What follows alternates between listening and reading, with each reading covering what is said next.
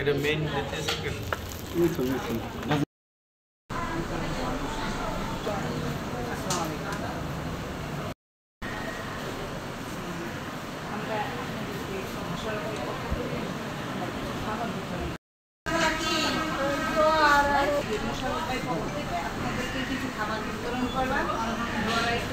আমাদের দলের জন্য দোয়া রাখবেন।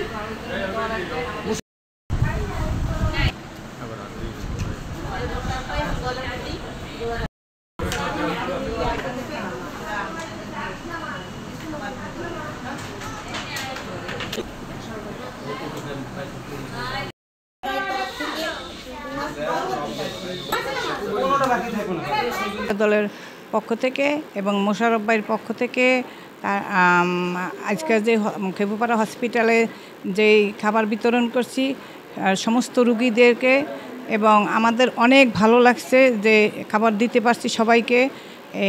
এই জন্য আমরা গর্ববোধ করি। আমার মোশাররফ ভাই এইগুলি তার নির্দেশনায় আমাদের দেওয়া হয়েছে। আর মিথুন ভাই, গাজী মিথুন, সেও এই সহযোগিতায় ছিল। আর আমরা এরকম যেন আল্লাহর ইচ্ছায় শৃঙ্খলা মতো দিতে পারি, এটা আমরা দোয়া করবেন। আমাদেরকে যেন দেওয়ার তৌফিক আল্লাহ দান করে, এবং দানের শীষ ভোট দেওয়ার জন্য সবার কাছে অনুরোধ করতেছি। মোশাররফ ভাইকে ভোট দেওয়ার জন্য অনুরোধ করতেছি।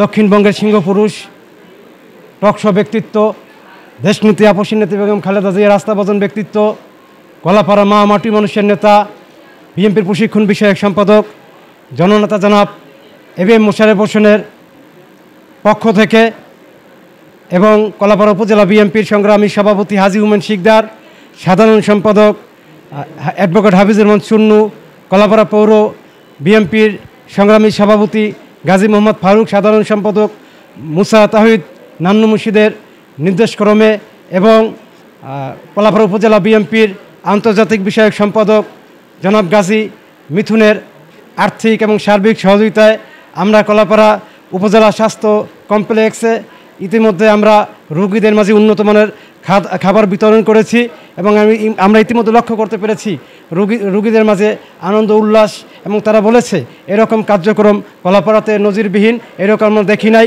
আমরা মোশাররফ ভাইয়ের জন্য দোয়া করব, এবং আগামী দিনে এবিএম মোশাররফ ভাইকে আমরা এমপি বানাবো, এইটাই তাদের প্রত্যাশা।